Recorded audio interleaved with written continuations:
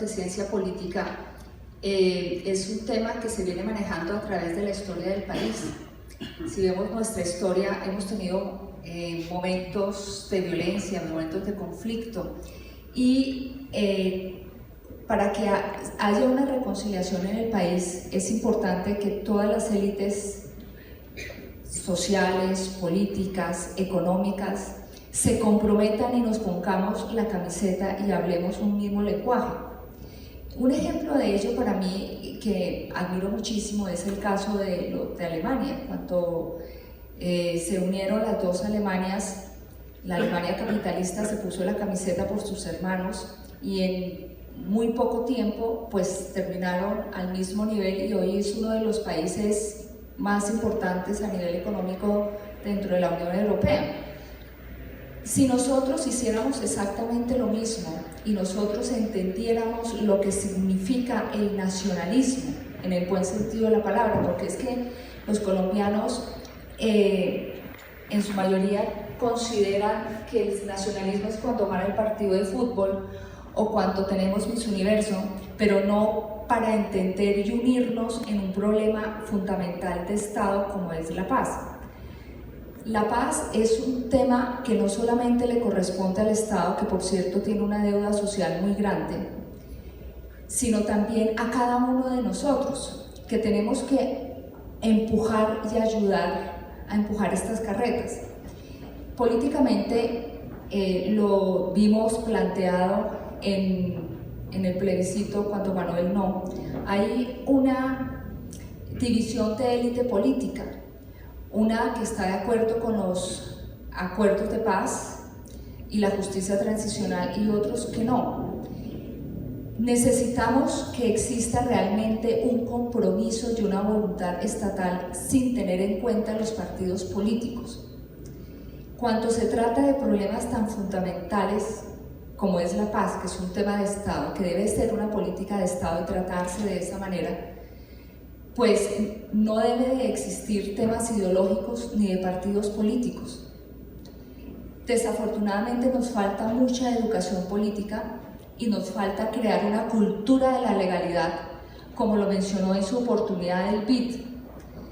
Cuando empecemos a cambiar el chip y a decir que el Estado necesita hacer presencia en la mayoría de los territorios, cuando necesitamos acortar las brechas sociales, cuando necesitamos de una equidad, y debemos de pensar cómo queremos vernos en 5 años, en 10 años, en 20 años.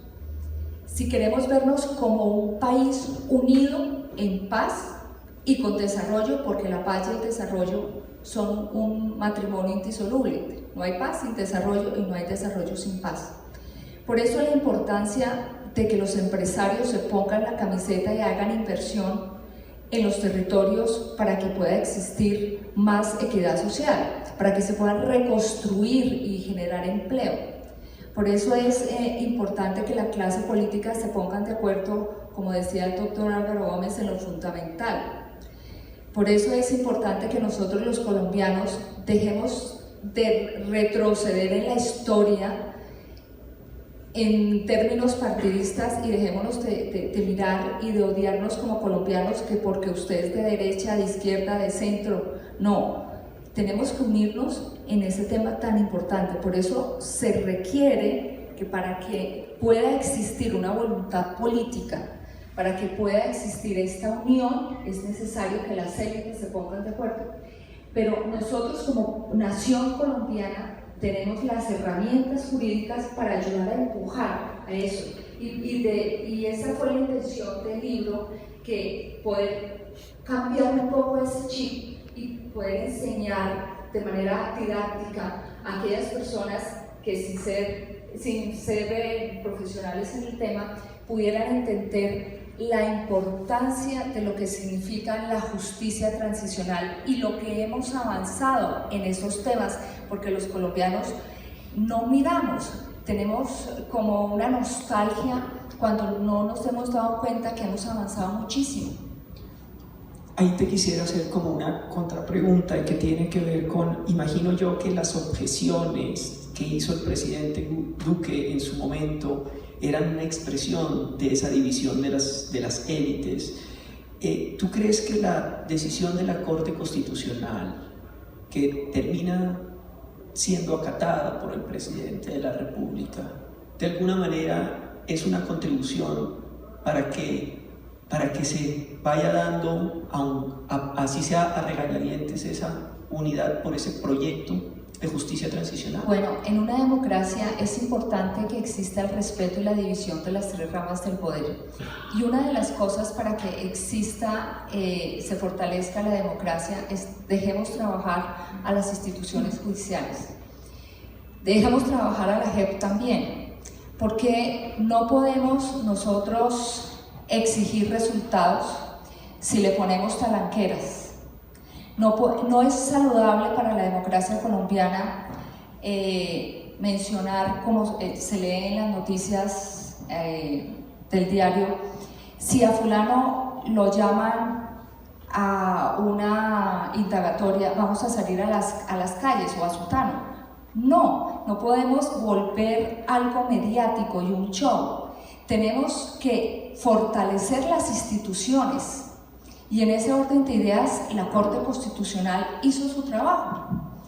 Y también el Ejecutivo debe respetar las decisiones de la Corte y la Corte las decisiones de las otras ramas del poder. Eso es fundamental para una democracia y para la gobernabilidad. Perfecto. Esto me lleva, digamos, a que nos devolvamos en algunos temas que has tocado y que nos llevan de alguna manera adelante también en el libro. Y es que hablar de justicia es complicado, hacer pedagogía sobre qué es la justicia es complicado, ¿no? Tú hablabas muy bien del plebiscito y muchas de las campañas que se hicieron durante el plebiscito era queremos paz sin impunidad, ¿no? Para la gente la justicia está relacionada con la cárcel. Muchos colombianos en general seguramente estarían en desacuerdo con una afirmación que tú haces, que yo la comparto, pero que me gusta, que dice: terminar un conflicto armado de 50 años es una forma de hacer justicia.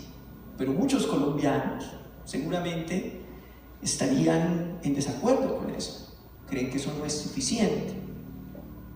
En la página 121 de tu libro, tú dices: urge crear una cultura de la legalidad que nos permita despertar una conciencia de país, un poco lo que tú has dicho, recuperar los valores de la identidad nacional, fortalecer las instituciones democráticas, el Estado de Derecho y consolidar la paz.